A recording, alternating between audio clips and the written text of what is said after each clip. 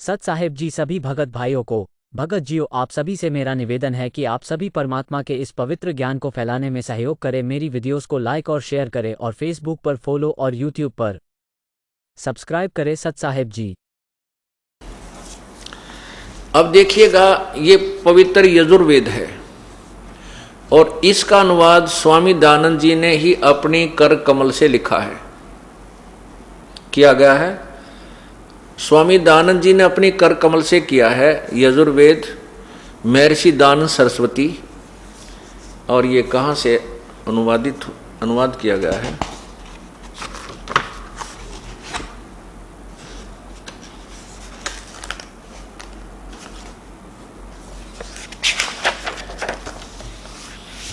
इसके प्रकाशक कौन हैं? प्रकाशक हैं सर्वदेशिक आर्य प्रतिनिधि सभा 2/5 महर्षि दयानंद भवन, रामलीला मैदान, नई दिल्ली। नीचे देखिए,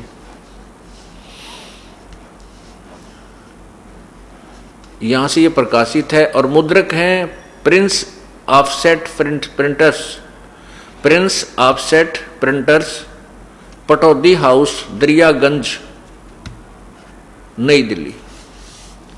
इसमें देखिएगा, इसके 241 पृष्ठ पे स्वामी दयानंद जी ने 8वें अध्याय में, यही 8वां अध्याय, नीचे देखिए, ये है 8वां मंत्र, 13वां मंत्र, ये 13वां मंत्र है। इसमें ये संस्कृत इसमें लिखी है और इसका अनुवाद स्वामी जी ने स्वयं कर रखा है। अब 242 पृष्ठ देखिएगा आप, ये देखिएगा 242 पृष्ठ। इसमें अनुवाद किया है कि हे सबके उपकार करने वाले मित्र,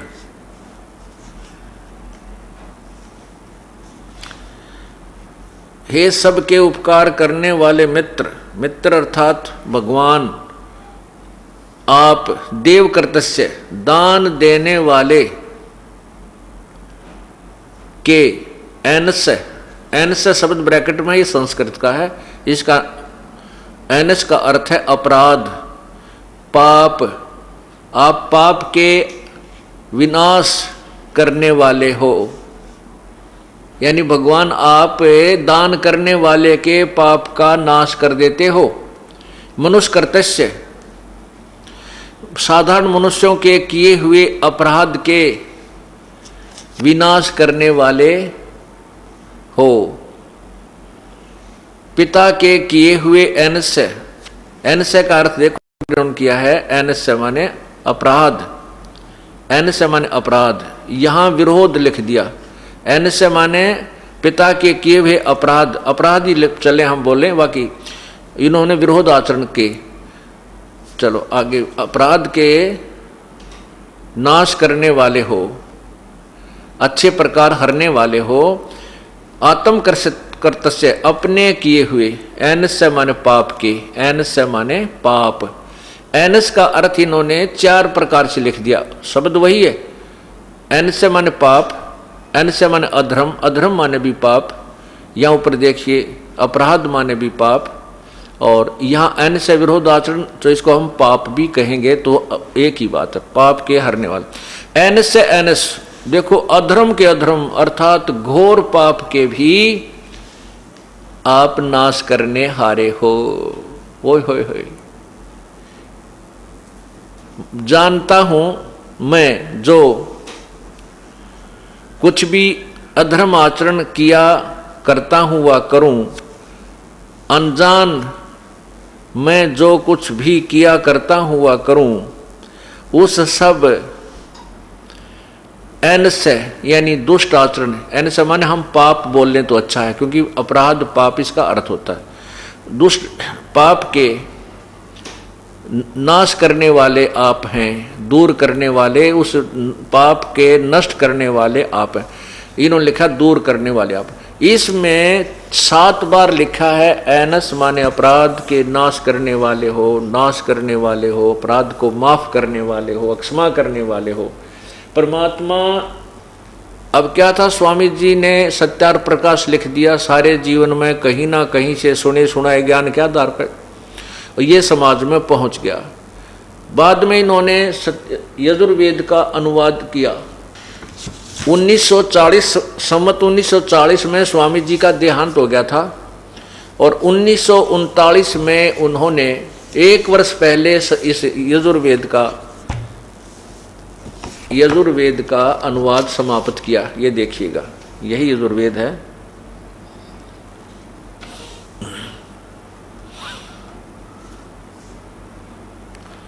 मार्गशीर्ष कृष्ण 1 सनी संवत 1939 में समाप्त किया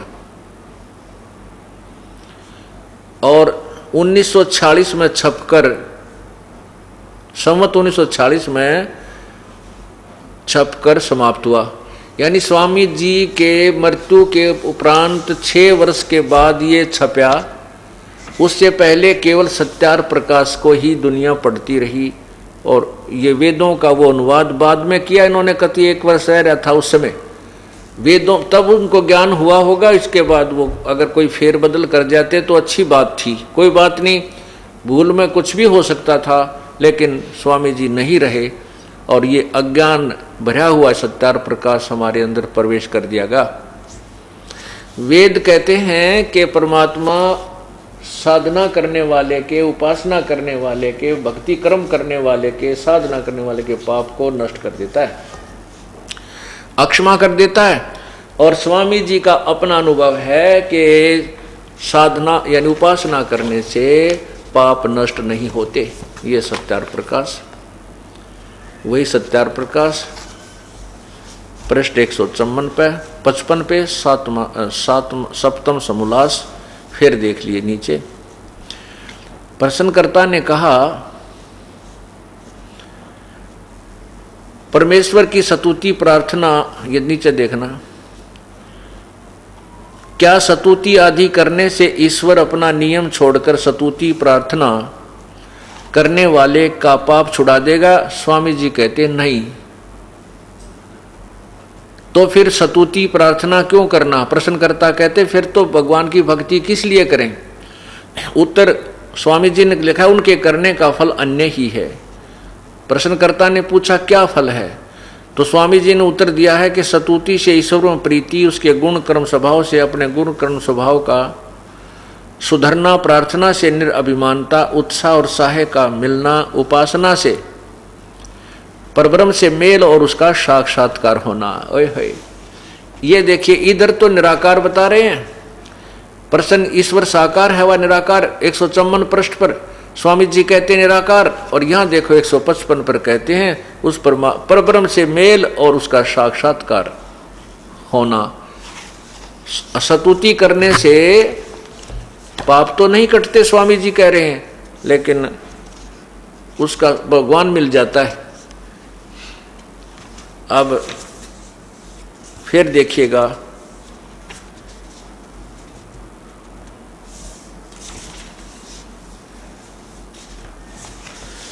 और अच्छी विस्तृत व्याख्या स्वामी जी ने लिखी है इसी 7वें समोल्लास के 163 पृष्ठ पे। सप्तम समोल्लास पृष्ठ 163, नीचे आइएगा। किसी ने प्रश्न किया, प्रश्न ईश्वर अपने भक्तों के पाप क्षमा करता है व नहीं? उत्तर महर्षि जी का नहीं, क्योंकि जो पाप क्षमा करे तो उसका न्याय नष्ट और सब मनुष्य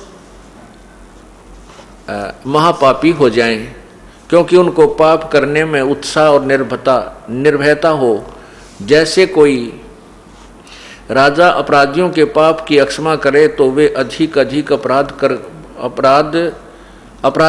अपराध पाप करने लगे, और जो अपराध नहीं करता वह भी अपराध करने से न डरे। इसलिए सब कर्मों का यथावत फल देना ईश्वर का काम है, अक्षमा करना नहीं।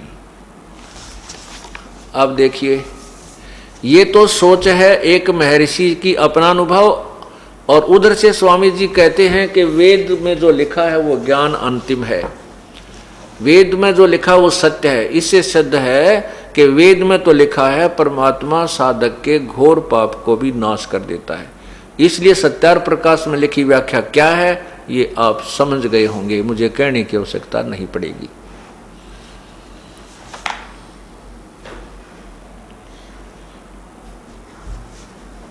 अब परमात्मा साकार है व निराकार, आपको बताया कि भगवान साकार है।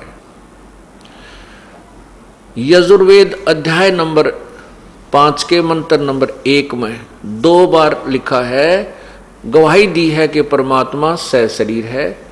उस परमात्मा का एक अन्य भी शरीर जो वहाँ जो सतलोक में उसका शरीर है वो बहुत तेजों में है, और उस तेजों में शरीर के ऊपर एक हल्के तेज पुंज का और कोट डाल के हल्के तेज पुंज युक्त वो परमात्मा अपना शरीर धारण करके और आता है। वो सबके पालन करने के लिए अर्थात सबकी व्यवस्था बनाए रखने के लिए, यहाँ प्रकट होने के लिए, आने जाने के लिए परमात्मा का एक अन्य शरीर भी है। ये देखिएगा यजुर्वेद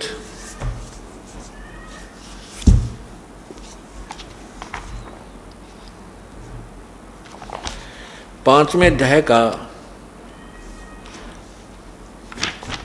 ये प्रथम मंत्र आपको दिखाते हैं।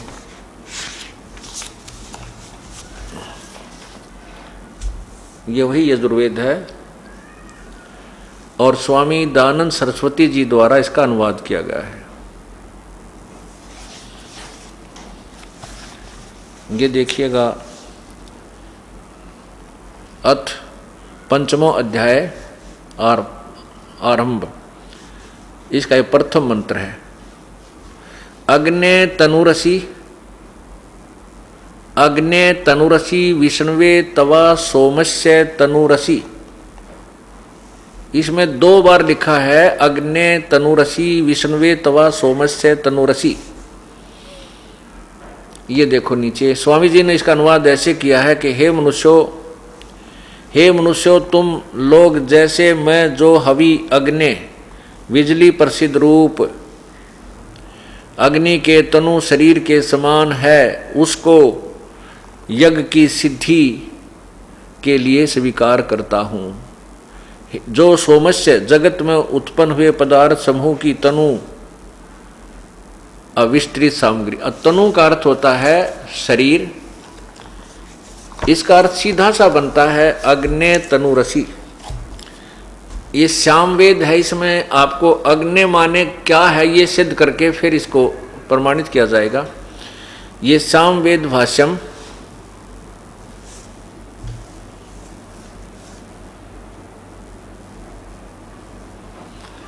और नीचे देखिएगा भाष्यकार हैं स्वामी ब्रह्म मुनि व्राजक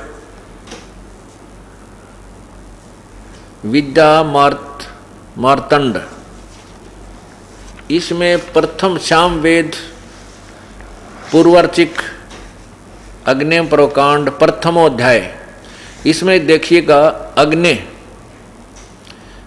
का अर्थ लिखा है हे ज्ञान प्रकाश स्वरूप परमात्मन, यानी अग्नि माने परमात्मन। यहां देखिए नीचे अग्नि माने हे ज्ञान स्वरूप परमात्मन।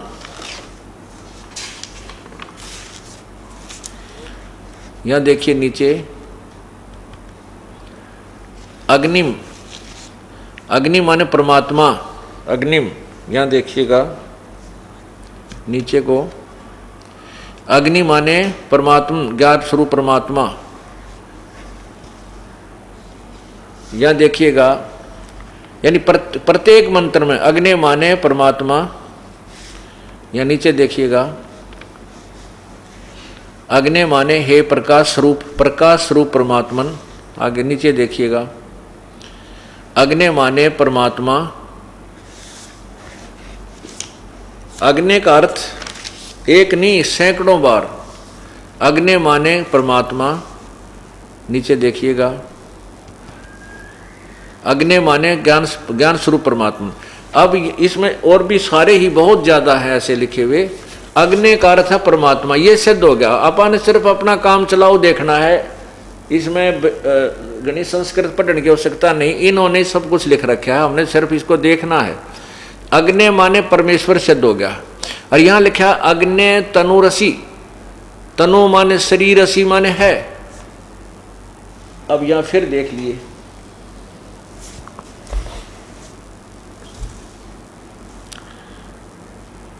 ये यजुर्वेद इसके 5वें अध्याय का ये प्रथम मंत्र अब अनुवाद हम करते हैं, आप भी करोगे। अग्ने तनुरसी, या देखिएगा यहाँ हम अग्ने माने, स्वामी जी ने जो अनुवाद किया है इस अग्ने माने परमेश्वर लिख दिया, बस यहाँ लिख दें कि हे परमेश्वर, हे परमेश्वर।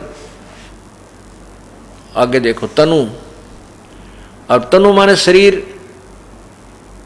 शरीर उन्होंने लिखा, तनुकार शरीर लिख दिया, असी माने है। ये परमात्मा अग्नि माने हे प्रकाश तेजो में परमात्मा आपका शरीर है। तनु माने शरीर, असी माने है आपका शरीर है। फिर यहाँ लिखा तवे विष्णुवे तवा, तवा विष्णुवे, और यहाँ लिखा तनु असी माने है सोमस्य। विष्णुवे तवा सोमस्य, इसका अर्थ बनता है कि तवा माने उस, सोमस्य माने अमर पुरुष, सोमस्य माने अमर पुरुष का, तनु माने शरीर, विष्णुवे माने सबकी संभाल करने के लिए, पालन पोषण करने के लिए, और सब उस परमात्मा का एक और शरीर है।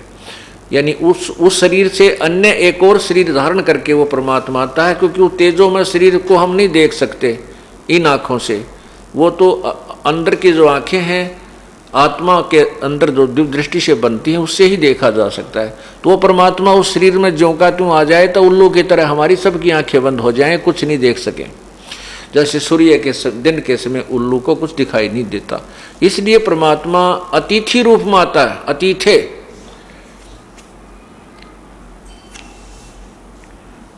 कुछ समय के लिए यहाँ आता है तो उसके लिए परमात्मा अन्य शरीर धारण करता है। अब ये तो पवित्र यजुर्वेद ने सिद्ध कर दिया कि भगवान परमात्मा सशरीर है। अब आपको पवित्र बाइबल में दिखाता हूं। अब देखिएगा पवित्र बाइबल,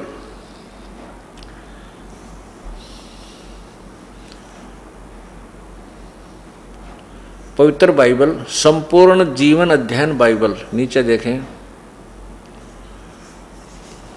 ये कहाँ से प्रकाशित है।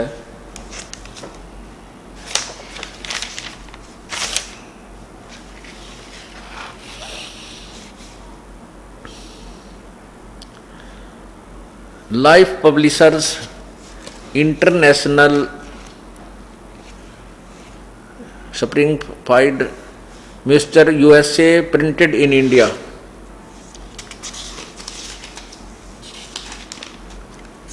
यहां देखिएगा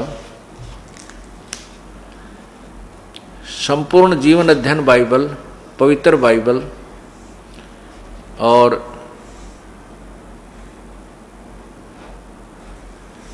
ये है प्रिंटेड इन इंडिया।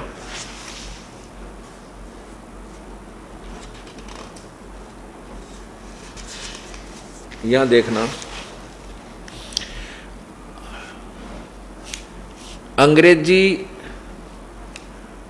प्रधान संपादक इसके है डोनाल्ड सी स्टाम्स, संयुक्त संपादक जे वेस्ले आदम्स, संपादकीय समिति ये स्टानली एम होर्टन अध्यक्ष। ये सारा कुछ आप पढ़ लो इसमें। इसके बाद हम आपको दिखाते हैं जो अपने काम की चीज़ है वह देखें। यहाँ देखिएगा ये सृष्टि उत्पत्ति जो स्टार्ट होती है, ये उत्पत्ति आरंभ होती है। आदि में परमेश्वर ने आकाश, पृथ्वी और की सृष्टि की। यहाँ देखो आरंभ में, फिर उसके बाद क्या किया, फिर परमेश्वर ने कहा कि हम मनुष्य को अपने स्वरूप के अनुसार, यानी 5-6 दिन में सृष्टि रची गई थी, तो परमात्मा ने कहा कि अपने स्वरूप के अनुसार, ये 26 नंबर में है। फिर परमेश्वर ने कहा हम मनुष्य को अपने स्वरूप के अनुसार अपनी समानता में बनाए, और वे समुद्र की मछलियों, आकाश के पक्षियों और घरेलू पशुओं और सारी पृथ्वी पर और सब रेंगने वाले जंतुओं पर जो पृथ्वी पर रेंगते हैं अधिकार कर रखें। आगे लिखा है 27 में, तब परमेश्वर ने मनुष्य को अपने स्वरूप के अनुसार अपने उत्पन्न किया, अपने ही स्वरूप के अनुसार परमेश्वर ने उसको उत्पन्न किया, नर और नारी करके उसने मनुष्यों की सृष्टि की। इसमें 3 बार लिखा है कि परमात्मा ने मनुष्य को अपने स्वरूप में बनाया। अब मनुष्य जैसा ही परमात्मा सिद्ध हुआ। पवित्र बाइबल ने सिद्ध कर दिया कि परमात्मा मनुष्य जैसा है। और आप किसी क्रिश्चियन से पूछिएगा तो वो कहेंगे गॉड इज फॉर्मलेस। उसे पूछेंगे what is the form of God, वो कहेंगे गॉड इज फॉर्मलेस, परमात्मा निराकार है। और पवित्र बाइबल को वे एक सदग्रंथ मानते हैं, अपना पूजनीय मानते हैं, उसके ज्ञान को सत्य मानते हैं। तो पवित्र बाइबल तो कह रहा है भगवान मनुष्य जैसा है। तो ये जो ज्ञान है, सुने सुनाई थ्योरी, सुना सुनाया जो रट्टा फिकेसी का जो अज्ञान हमारे अंदर कैसे कर गया, वो इसीलिए कर गया कि जो भी जिस मजहब का विद्वान माने जाते थे उन्होंने अपने ही सदग्रंथों को नहीं समझा और अपने दंत कथा सुनी सुनाई कहानी लोक वेद से दुनिया का हृदय रंग दिया और भगवान को निराकार सिद्ध करके एक तरफ बैठ गए।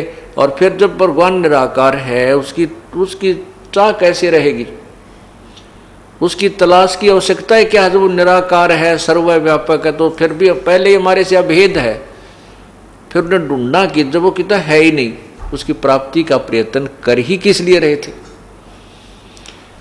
अब आपको कुरान से अर्थात मुसलमान धर्म की पवित्र ग्रंथ कुरान शरीफ में दिखाएंगे भगवान कैसा है, उसका नाम क्या है। एक शेख फरीद नाम के पुण्यात्मा थे, एक साधु थे। वो बचपन से ही उनको परमात्मा की एक लगन लगी थी। कुछ पूर्व संस्कार होते हैं, अच्छे माता पिता मिल जाने से भी वो बच्चे के संस्कार अच्छे नए तैयार कर देते हैं, उसका स्वभाव जोड़ देते हैं परमात्मा से। शेख फरीद जी बचपन से कुछ शरारती थे और अपनी माता जी को परेशान करते थे, शरारत करते रहते थे।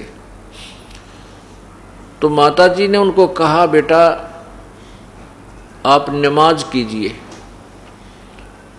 तो बच्चा था, वो कहने लगा मैं क्यों करूं ये नमाज, मुझे क्या लाभ होगा, क्या मिलेगा।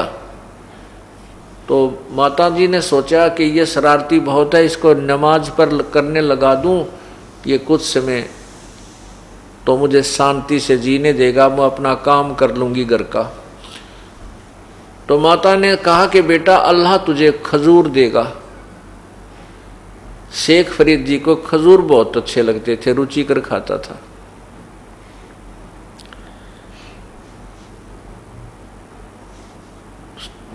माँ के मुख से ये वचन सुने तो शेख फरीद जी ने कहा कि माँ बता फिर कैसे नमाज करनी है, कितनी बार करनी है। माँ ने कहा बेटा 5 बार करनी है, और कैसे करनी है मैं तुझे बता देती हूँ, तुझे ज़्यादा तो याद रहेगा नहीं, तो ऐसे करना, एक चद्दर बिछा दी और उसके ऊपर कहा कि आंखें बंद करके मत्था टेक ऐसे, और ये कहते रहना अल्लाह मुझे खजूर दे, अल्लाह मुझे खजूर दे, और जब तक मैं नहीं कहूँ तू आंखें मत खोलना। ठीक है, माता जी ने एक वस्त्र बिछा दिया साफ, और शेख फरीद जी ने उस पर मत्था टेक कर और कहने लगे आंखें बंद करके अल्लाह मुझे खजूर दो, अल्लाह मुझे खजूर दो। तो माता ने क्या किया कि दो पत्तों के बीच में लपेट कर और खजूर रख दिया उसके उस कपड़े का नीचे जिसके ऊपर वो नमाज कर रही थी। अब शेख जब माता ने तो कहा नहीं कि उठ ले, उसने काफी देर करा, अल्लाह खजूर दे, अल्लाह खजूर दे। माँ नहीं बोली तो उठ कर चल पड़ा और कहने लगा, माँ आप तो झूठ बोलती हो, अल्लाह ने खजूर तो दिया ही नहीं, मैं नहीं करूं आज के बाद नमाज, बहका दिया मेरे को। माँ ने कहा, नहीं बेटा, अल्लाह बहकाता नहीं है, तेरा कपड़ा उठा कर देख जिस पे तू नमाज करता था। उसने जा करके वह कपड़ा उठाकर देखा तो खजूर, दो पत्तों के बीच में खजूर रखा हुआ। खूब खाया, कूदता फिरा। कुछ देर के बाद फिर कहने लगा, माँ वो कपड़ा बिछा, मैं नमाज करूंगा। अब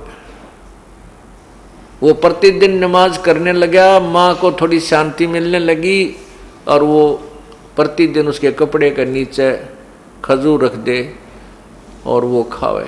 एक दिन माता जी को याद नहीं रहा खजूर रखना, और शेख फरीद अपनी नमाज करके जितना समय उसने निर्धारित कर दिया, इतनी देर करूंगा, अल्लाह खजूर दे खजूर दे, फिर उठकर वो खजूर उठाकर खाने लग जाता था। उसी प्रकार प्रतिदिन की तरह शेख फरीद जी ने कपड़ा उठाकर देखा तो वहां पर खजूर रखा था और वो खजूर खाता हुआ आ रहा है।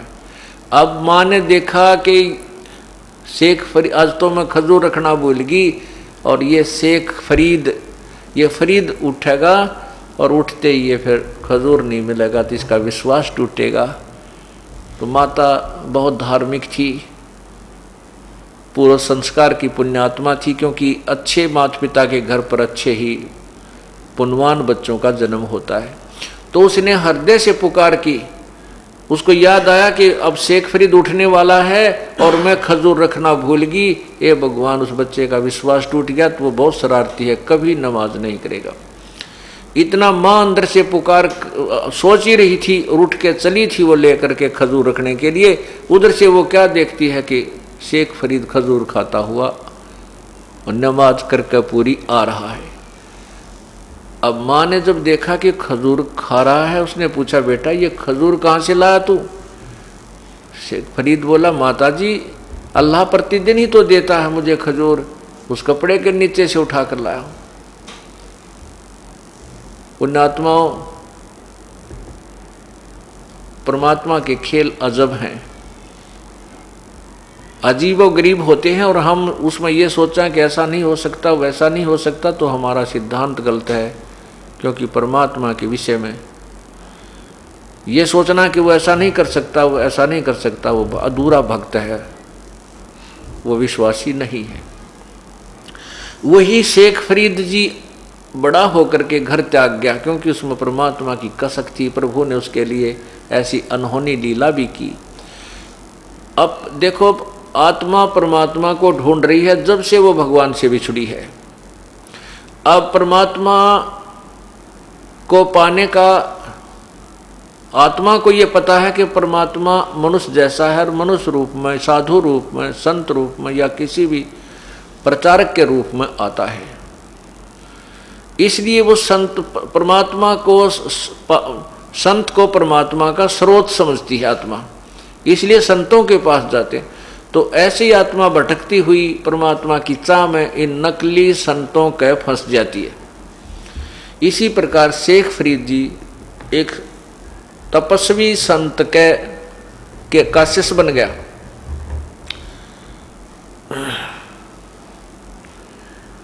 वो संत जो था तपस्वी था, तप करने को कहता था और कहता था कि तप करने से परमात्मा के दर्शन हो जाते हैं, परमात्मा अल्लाह की प्राप्ति होती है। तो उस ऋषि संत जी ने अपना एक आश्रम बना रखा था, उसमें 5-6 परमानेंट शिष्य रहते थे। उन सभी शिष्यों में जो शेख फरीद था वो सच्चे दिल से सेवा करता था और गुरुदेव के हृदय में बसा हुआ था, क्योंकि जिसने भगवान चाहिए वो आगा पीछा नहीं देखता।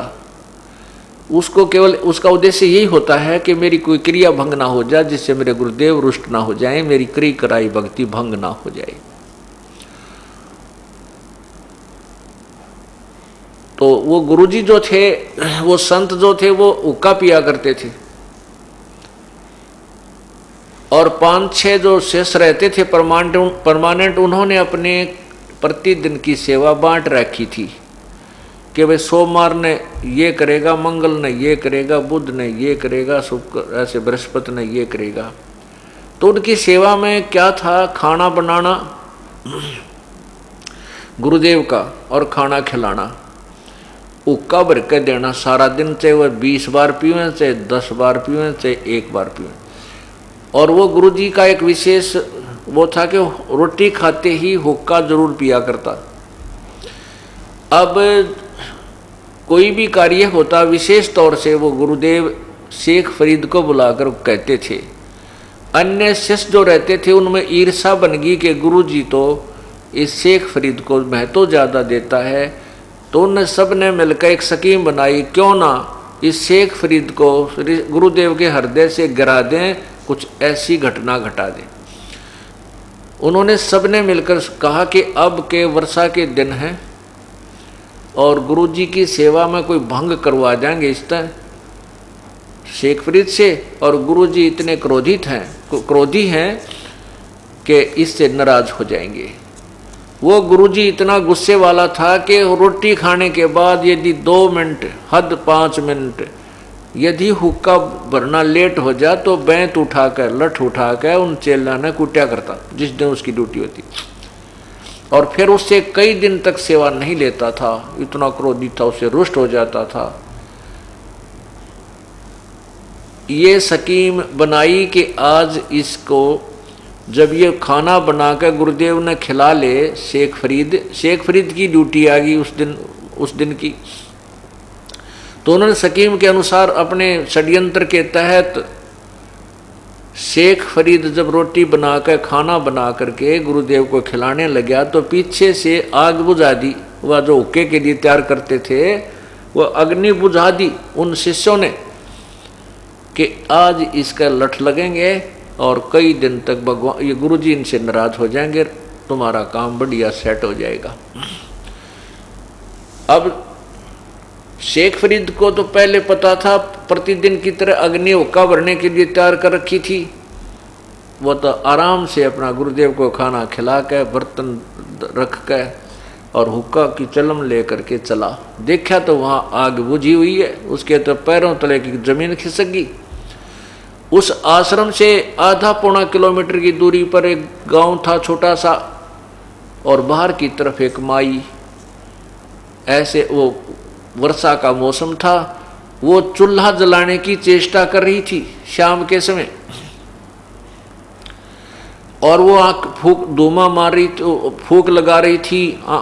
गिल्ला ईंधन होने के कारण वो धुआं धावा उसी औरत, उस बहन की आंखों में, माई की आंखों में जाकर लग रहा था। वो दुखी हो रही थी, आंखों से आंसू पानी निकलता है जैसे धुआं लगने से। शेख फरीद ने धुआं उठता देखा कि सामने वाली झोपड़ी उस घर में अग्नि जल रही है। तो भाग के फुल स्पीड तक दौड़ के चलम हाथ में लेकर दौड़ लिया, और जाते ही जल्दी से कहा, माई मुझे आग दे दे, माई मुझे आग दे दे। वह बोली, भाई न्यू बोली, बाबा जी न्यू आग नहीं मिला है, आँख फड़वा रखी मैंने धुएं में, जब यह आग बनी है तू आँख फड़वा ले तो अपनी जब आग मिला इतना।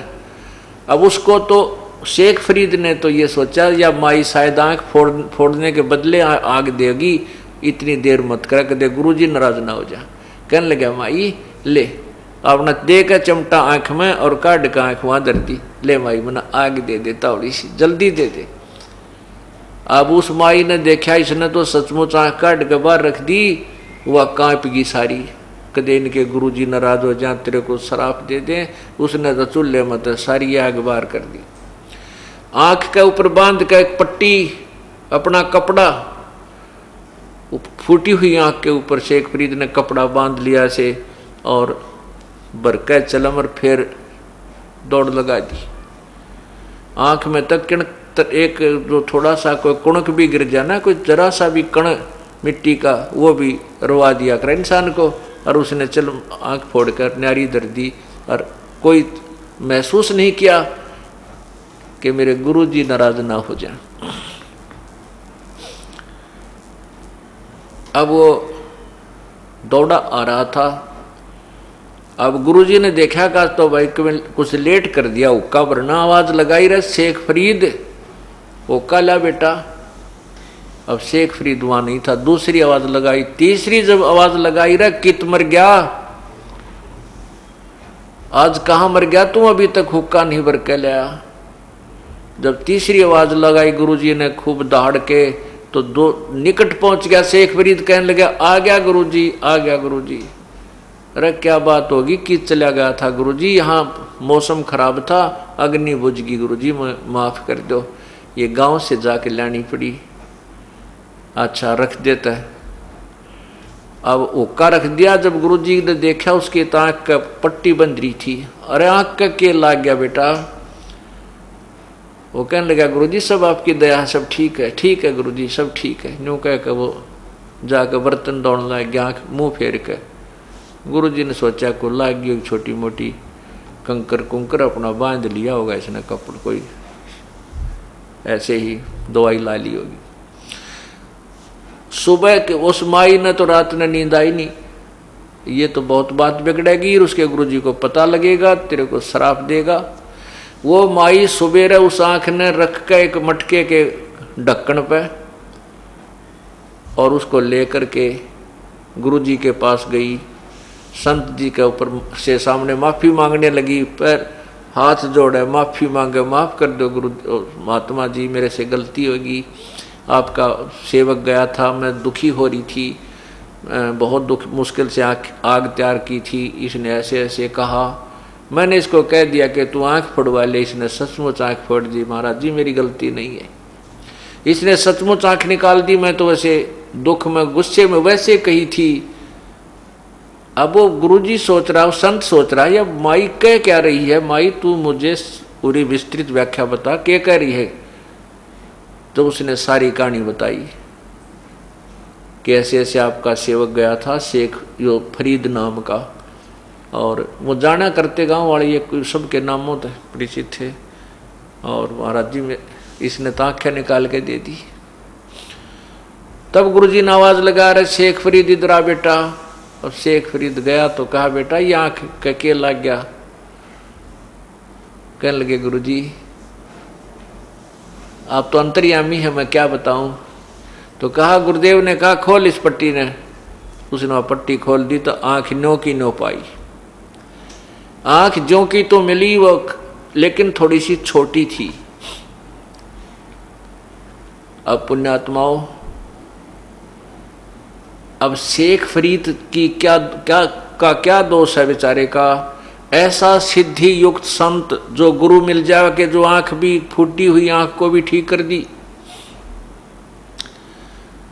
तो शेख फरीद की को साधना में कोई संशय नहीं रहा कि जो साधना गुरुजी ने बताई है या सही है, इसके अतिरिक्त कोई साधना नहीं है, और ऐसा सिद्धि युक्त तुम्हारा गुरुदेव है इस पृथ्वी पर नहीं है। पुण्यात्माओं, ये ज्ञान, ये तत्व ज्ञान से आपको निर्णय होगा कि हम कैसे उलझ गए इन संतों के चक्कर में, इनको हम कैसे पूर्ण संत मान बैठे एक छोटे से चमत्कार के कारण।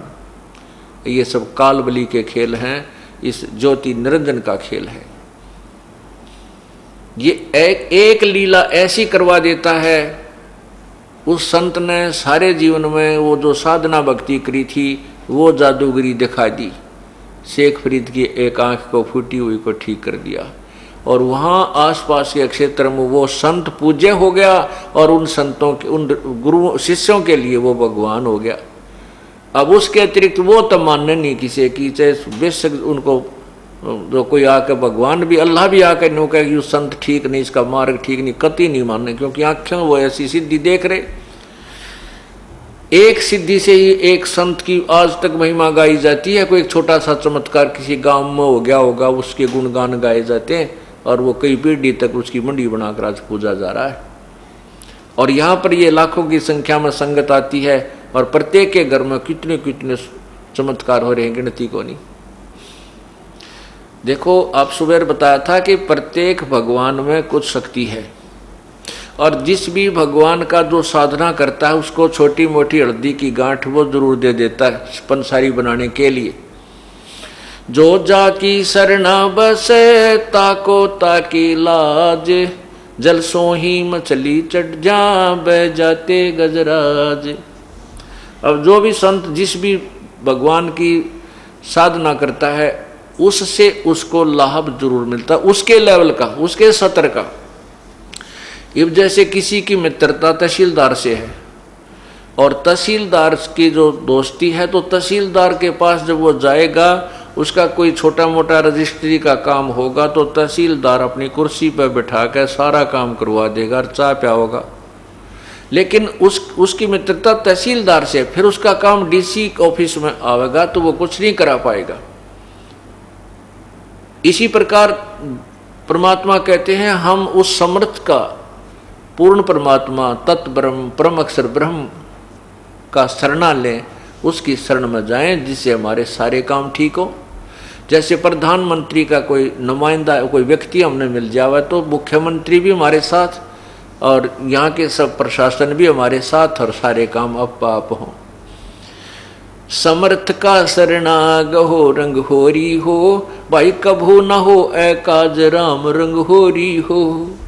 समर्थ का शरणा लो रंग होरी हो, और कदे ना हो अकाज राम रंग होरी हो। होरी माने खुशी। पूर्ण परमात्मा की शरण में जाने से आपकी सदा खुशी रहेगी, कभी अकाज नहीं होंगे, यानी आपके सारे काम ठीक हो जाएंगे।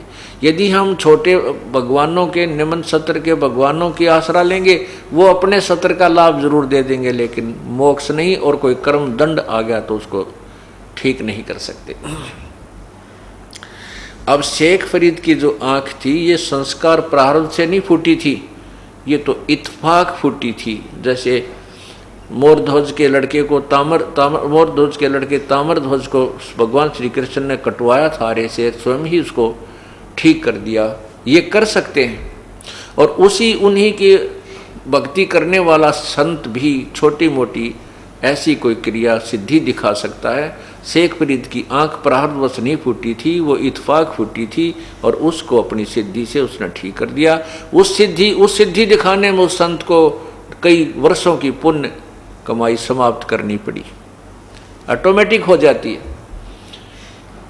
तो इस प्रकार अब शेख फरीद ने को जो अपने उसके गुरुदेव ने मार्ग विधि बताई, वह पक्की गांठ बांध ली, पक्का दृढ़ निश्चय हो गया कि हमारे गुरुजी पूर्ण है, मेरी आंख भी ठीक कर दी, इन्होंने जो विधि भक्ति की बताई है वह ओके है, उसमें कोई डाउट नहीं है। इस कारण से पूरा दृढ़ता के साथ गुरुदेव के बताई क्रिया को, यानी तप को कर रहा था।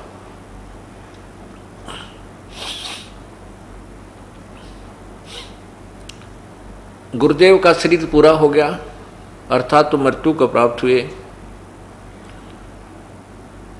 उसके बाद शेख फरीद ने वो आश्रम छोड़ दिया,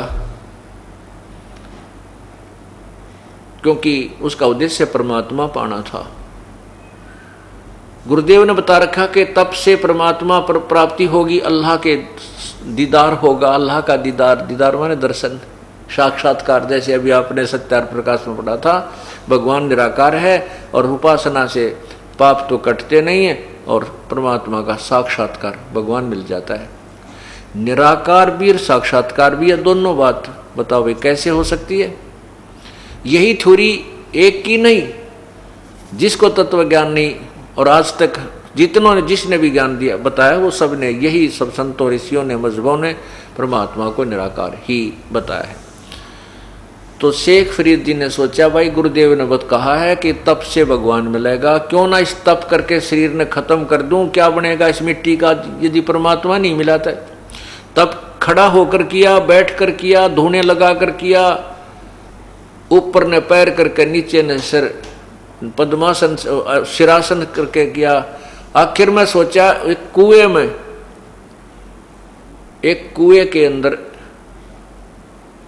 एक कुआं था, उसके ऊपर वृक्ष था, वृक्ष की टहनी उसके कुएं के ऊपर के गई हुई थी, वो छाई हुई थी। तो उस ऊपर वाली टहनी में एक रस्सा बांध के अपने दोनों पैरों के अपने रस्सा बांध के शेख फरीद ने, और वो क्या करता था कि कुएं में उल्टा लटक जाता था। 12 वर्ष तक कुएं में उल्टा लटक कर शेख फरीदी ने परमात्मा के दर्शन करने के लिए साधना की, गुरुदेव के बताए अनुसार। गुरुदेव ने तप करना बताया था तो उसने तप और कठिन करने की चेष्टा की, किसी प्रकार अल्लाह के दर्शन हो जाए।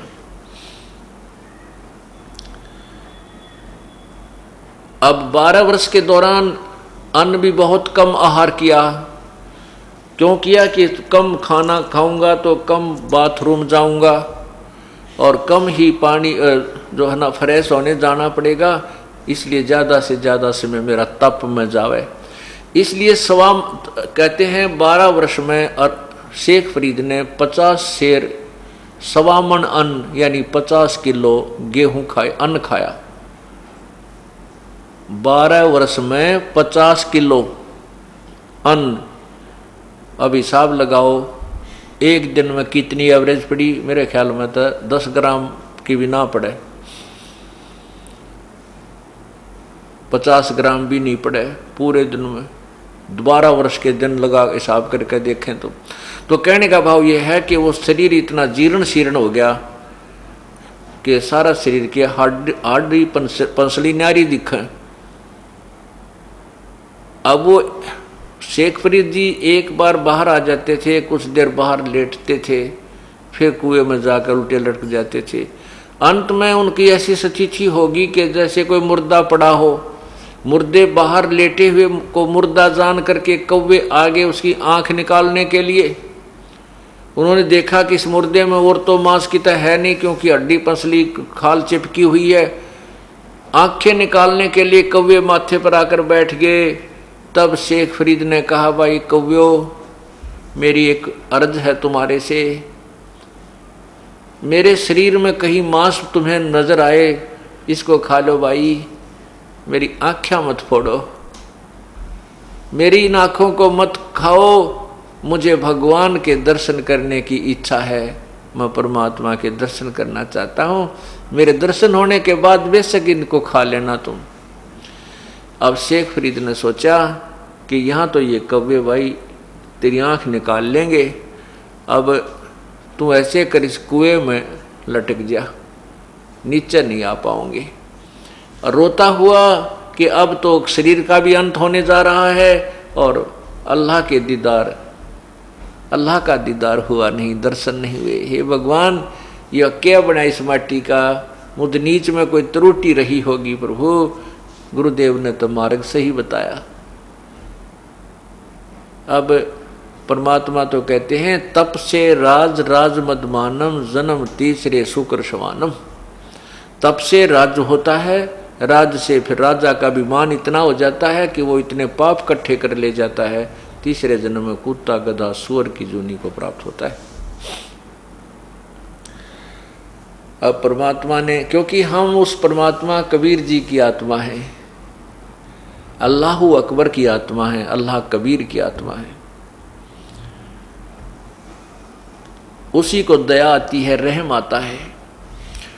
उसने उस परमात्मा की ये भी चिंता रहती है कि कहीं इन आत्माओं का भगवान से विश्वास ना उठ जाए, और जिस समय भक्ति समय आएगा, भक्ति काल आएगा, कहीं वहाँ उस समय तक भगवान का नामो निशान समाप्त ये काल ना करवा दे। इसलिए वो परमात्मा स्वयं अपनी कृपा भी बख्श करके उन पुण्य आत्माओं को उभार जाते हैं, आते हैं, फिर चले जाते हैं। पूर्ण परमात्मा यानी अल्लाह अकबर, वो भगवान कबीर सतलोक से चलकर आए और कुएं के ऊपर प्रकट हो गए एक मनुष्य शरीर में। अब शेख फरीद कुएं में उल्टा लटका हुआ था।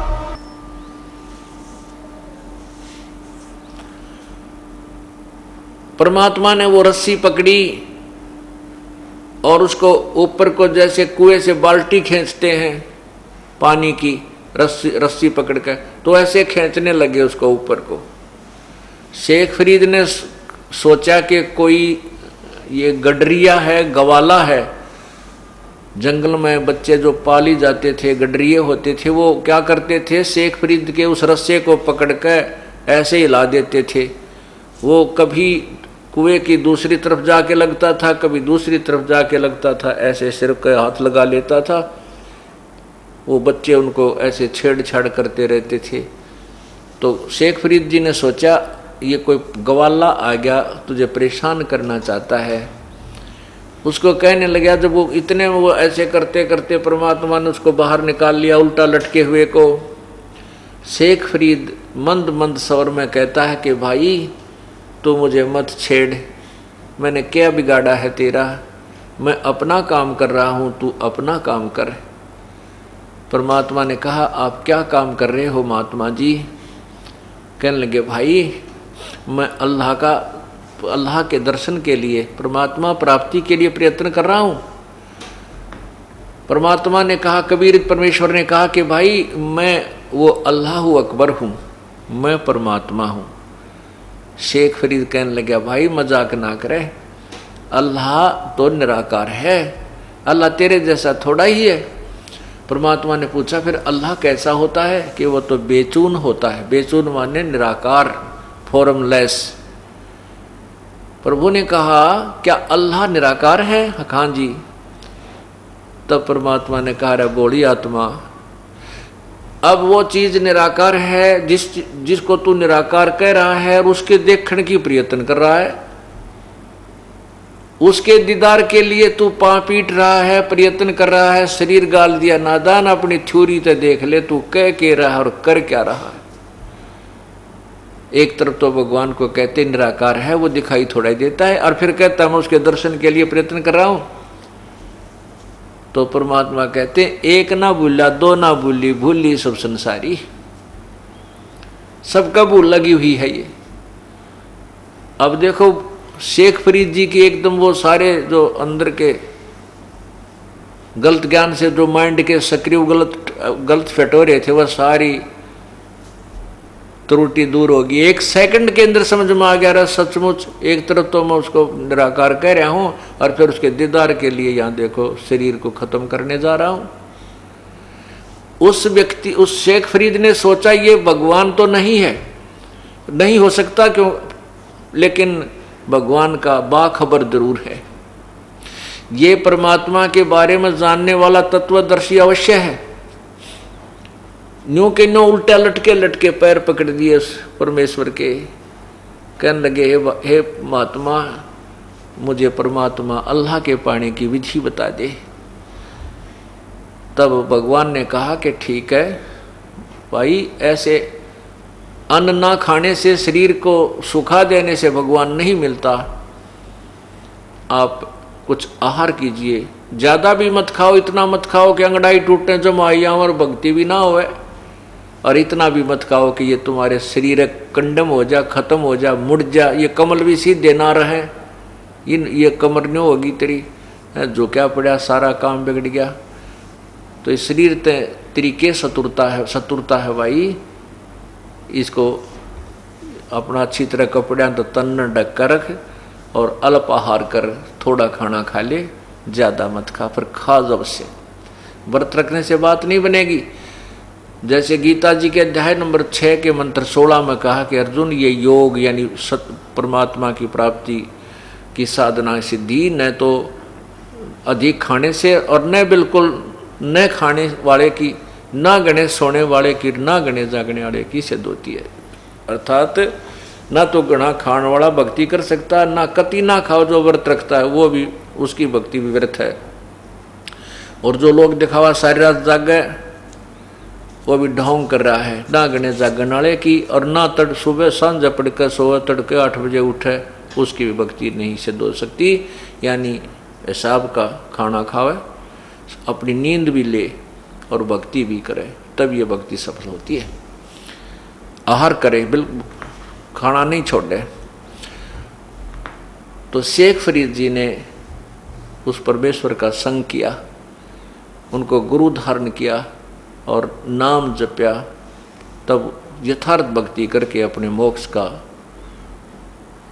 की साधना बनाई, तो का साधना कबीर परमेश्वर ने कहा कि शेख फरीद जी, आपने परमात्मा को, अल्लाह को किस आधार पर निराकार माना?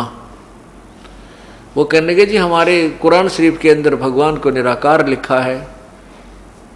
तब परमात्मा ने कहा कि कुरान शरीफ सूरत फुरकानी 25 आयत नंबर 52 से 58 तक 59 तक पढ़कर देखिए उसमें क्या लिखा है। आइए पवित्र कुरान शरीफ को पढ़ें।